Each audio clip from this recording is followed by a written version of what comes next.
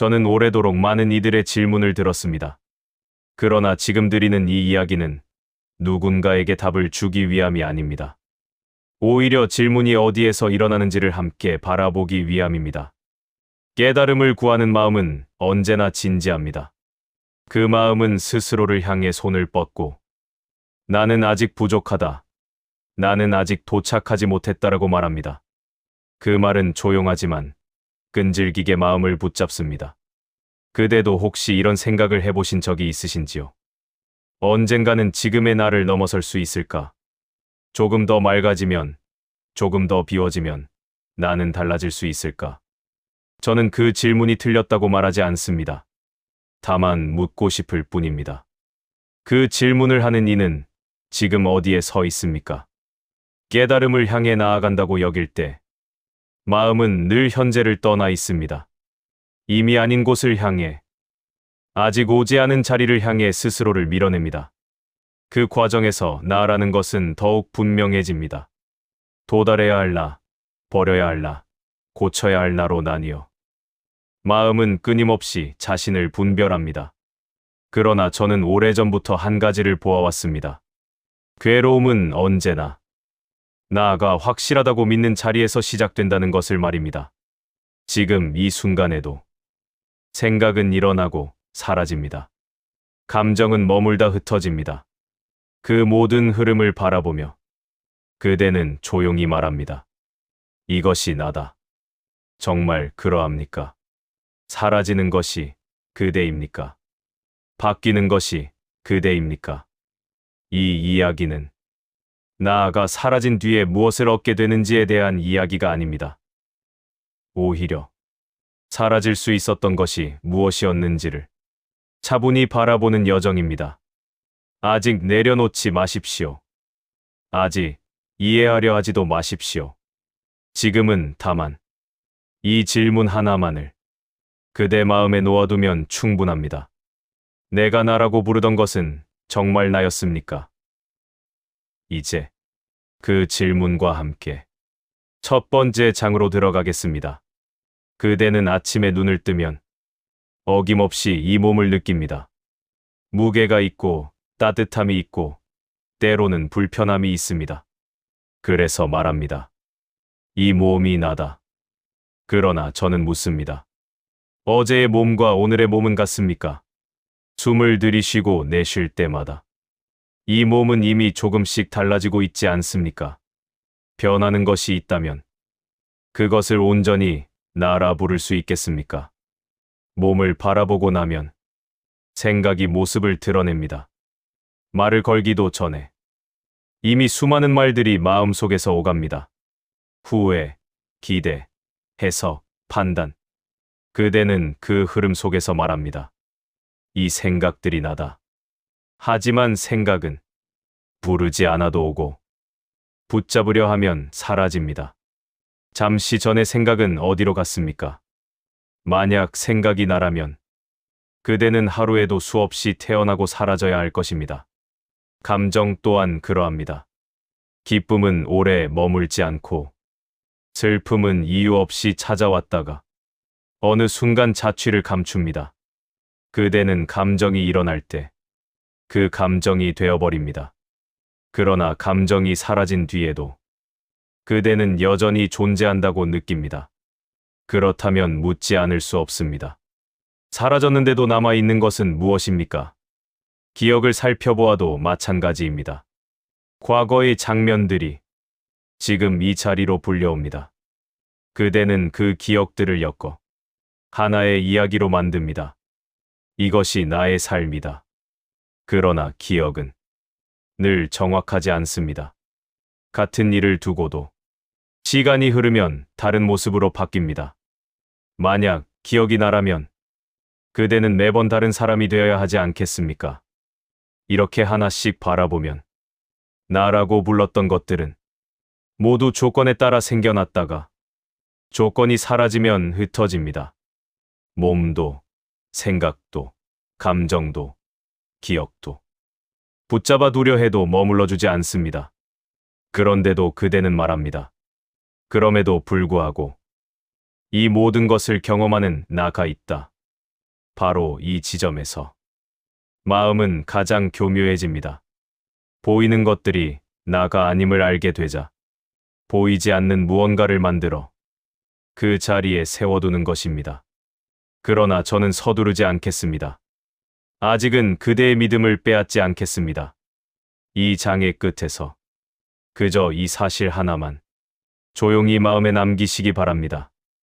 나라고 부르던 것들 중 확실히 머무는 것은 아직 보이지 않는다. 다음 장에서는 이 깨달음이 가져오는 가장 큰 반응, 사라짐에 대한 두려움을 함께 바라보겠습니다. 그대가 앞선 장에서 몸도, 생각도, 감정도 확실한 나가 아님을 어렴풋이 보았을 때 마음 한편에서는 조용하지만 분명한 불안이 일어났을 것입니다. 그렇다면 나는 무엇인가? 이 질문은 곧 나는 없어지는 것인가? 로 바뀝니다. 두려움은 언제나 이 지점에서 생겨납니다. 알 수 없음 때문이 아니라 사라질지도 모른다는 생각 때문입니다. 마음은 공백을 견디지 못하고 무언가를 붙잡아 자신의 자리를 증명하려 합니다. 그래서 그대는 다시 생각에 매달립니다. 그래도 알아차리는 주체는 있지 않은가? 이 모든 것을 보고 있는 나는 분명히 있지 않은가? 이 질문 속에는 살고자 하는 마음의 간절함이 담겨 있습니다. 그러나 저는 조용히 묻고 싶습니다. 그 보는 자는 정말로 하나의 실체입니까? 아니면 또 하나의 생각입니까? 두려움은 늘 이야기를 만듭니다. 없어지면 허무할 것이다. 의미가 사라질 것이다.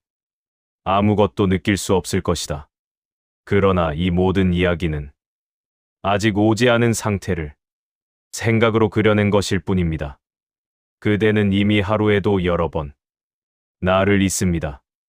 깊이 잠들었을 때, 생각에 완전히 빠졌을 때, 조용히 숨을 느낄 때, 그 순간마다 그대는 사라졌습니까? 아니면 괴로움이 잠시 쉬었습니까? 사라짐이 두려운 까닭은 그것을 죽음과 동일시하기 때문입니다. 그러나 여기서 말하는 사라짐은 존재의 끝이 아니라 집착의 끝입니다.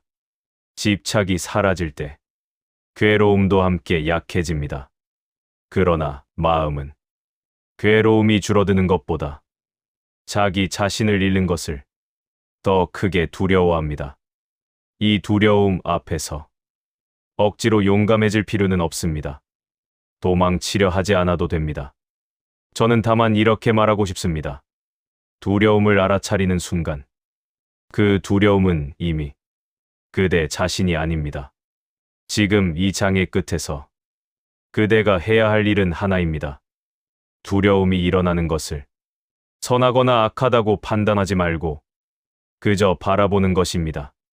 사라질지도 모른다는 생각이 일어날 때 그 생각을 밀어내지 마십시오.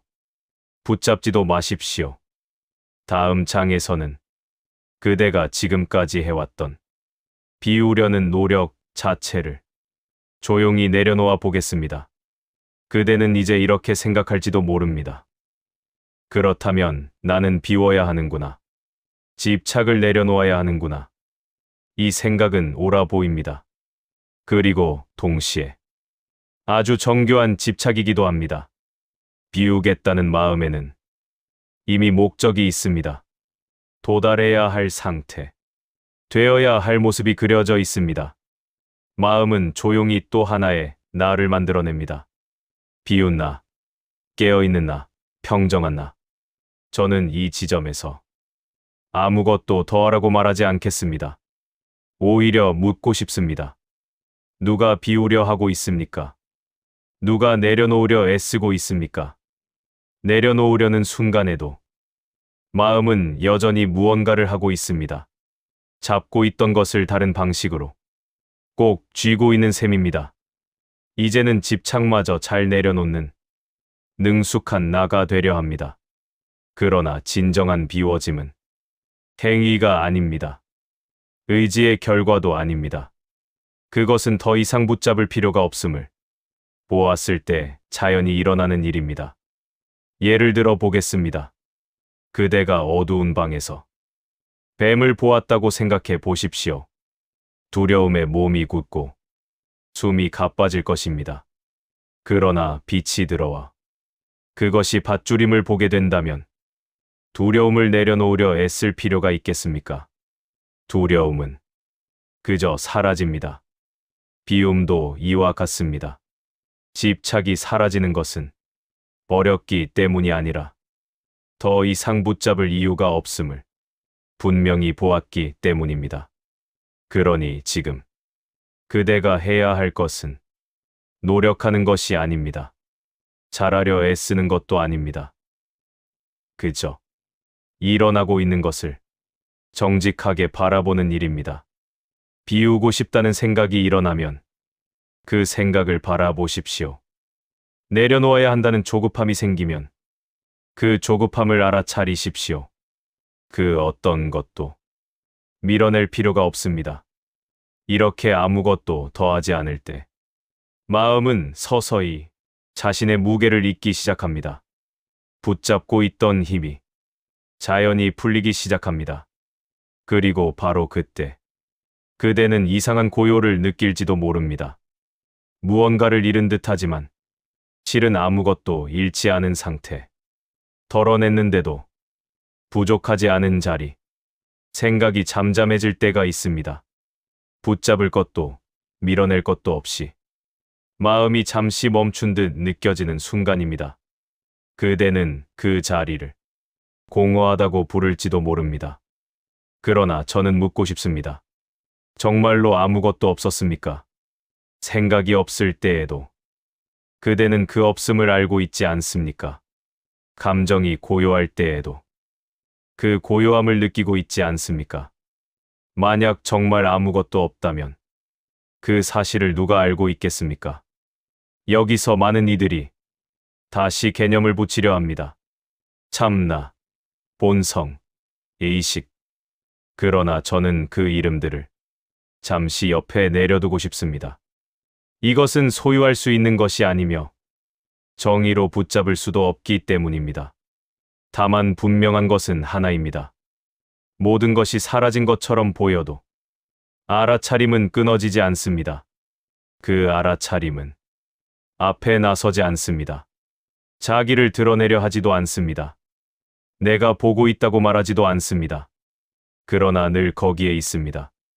이 알아차림은 태어나지 않았고 사라지지도 않습니다. 무언가를 경험할 때만 잠시 드러날 뿐입니다. 경험이 없다고 해서 없어지는 것은 아닙니다. 그대는 이 자리를 특별하게 느끼려 하지 마십시오. 빛나는 체험으로 만들 필요도 없습니다. 오히려 가장 평범하기 때문에 그동안 보이지 않았던 자리입니다. 파도가 잔잔해졌을 때 바다가 사라졌다고 말하지 않듯이 생각이 멎었을 때 알아차림이 사라졌다고 말할 수는 없습니다. 여기에는 중심이 없습니다. 주인도 없습니다. 그래서 편안합니다. 지켜야 할 나가 없기 때문입니다. 그대가 이 자리를 조금이라도 느꼈다면 마음은 더 이상 같은 방식으로 자신을 붙잡지 못할 것입니다. 그러나 그대는 이 자리에 머무르려 애쓸 필요도 없습니다. 머무르려는 순간 이미 떠났기 때문입니다.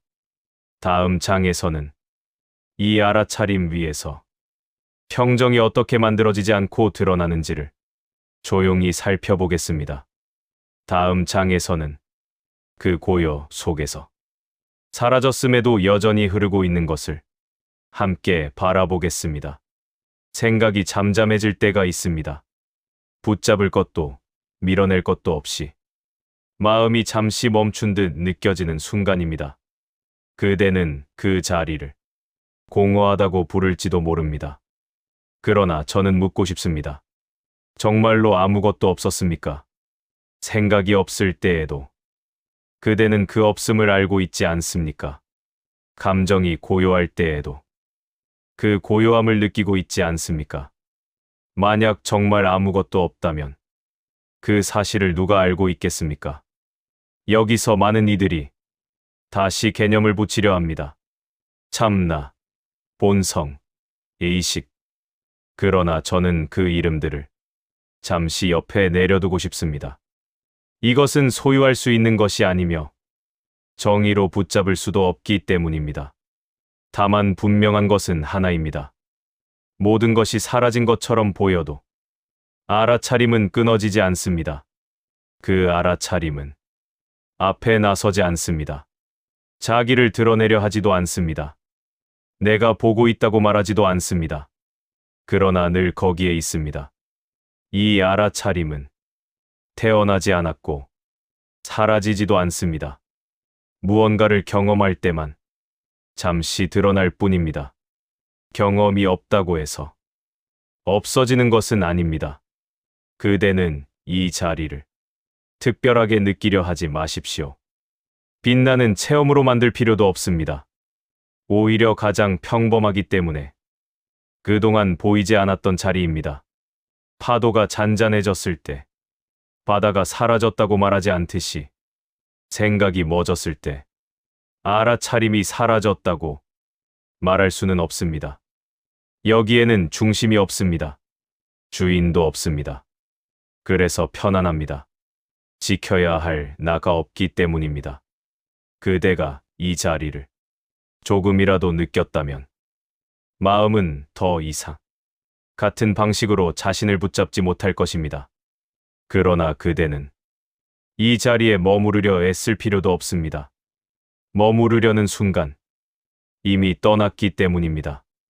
다음 장에서는 이 알아차림 위에서 평정이 어떻게 만들어지지 않고 드러나는지를 조용히 살펴보겠습니다. 많은 이들이 말합니다. 마음이 평안해지고 싶습니다. 그러나 그 말 속에는 이미 흔들리고 있는 나가 숨어 있습니다. 평안을 원한다는 것은 지금 이 순간이 부족하다고 은밀히 선언하는 일이기도 합니다. 그대가 앞선 장에서 알아차림의 자리를 잠시라도 보았다면 이미 눈치채셨을지도 모릅니다. 그 자리에는 평안을 추구하는 마음이 없다는 것을 말입니다. 그것은 고요하지만 고요하려 애쓰지 않습니다. 편안하지만 편안해지려 하지 않습니다. 그래서 평정입니다. 평정은 상태가 아닙니다. 유지해야 할 성취도 아닙니다. 무너지지 않도록 지켜야 할 대상도 아닙니다. 그 모든 것은 나아가 있을 때에만 필요합니다. 마음이 평정을 잃었다고 느껴질 때를 가만히 살펴보십시오.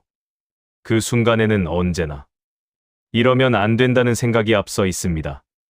그 생각이 사라지면 흔들림 또한 자연히 힘을 잃습니다. 파도가 일어났다고 해서 바다가 평정을 잃었다고 말하지 않듯이 생각과 감정이 일어났다고 해서 알아차림이 흔들린 것은 아닙니다. 흔들린 것은 파도를 바다라고 착각한 마음입니다. 평정은 지키는 것이 아닙니다. 되찾는 것도 아닙니다. 그대가 무언가를 하느라 잠시 보지 못했을 뿐. 평정은 한 번도 떠난 적이 없습니다. 그러니 평안해지려 애쓰지 마십시오. 지금 이 마음을 다른 것으로 바꾸려 하지도 마십시오.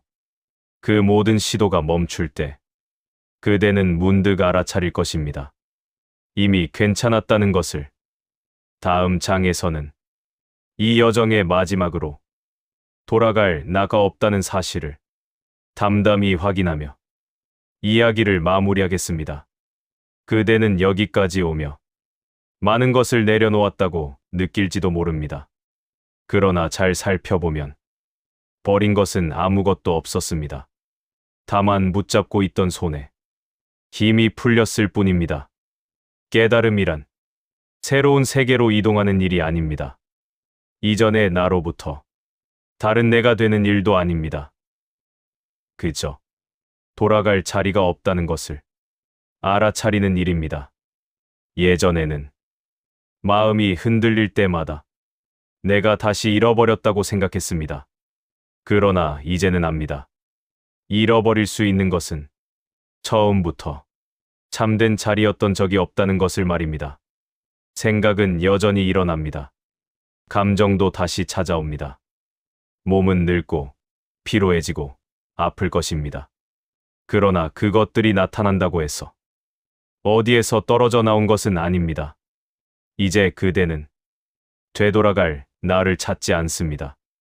잡을 중심이 없기 때문입니다. 중심이 없다는 것은 흔들리지 않는다는 뜻이 아니라 흔들릴 주체가 없다는 뜻입니다. 이 자리는 어딘가에 도착해서 머무는 곳이 아닙니다. 지금 이 순간을 다르게 만들 필요가 없는 자리입니다. 그래서 늘 열려 있었고, 그래서 그동안 보이지 않았습니다. 그대가 만약 이것이 깨달음입니까? 라고 묻는다면 저는 고개를 젓겠습니다. 이것은 부를 이름이 아니기 때문입니다. 다만 이렇게 말할 수는 있겠습니다. 더 이상 속지 않는 마음이라고. 마무리 말 없는 가르침. 이제 저는 더 드릴 말이 없습니다. 말은 여기까지면 충분합니다.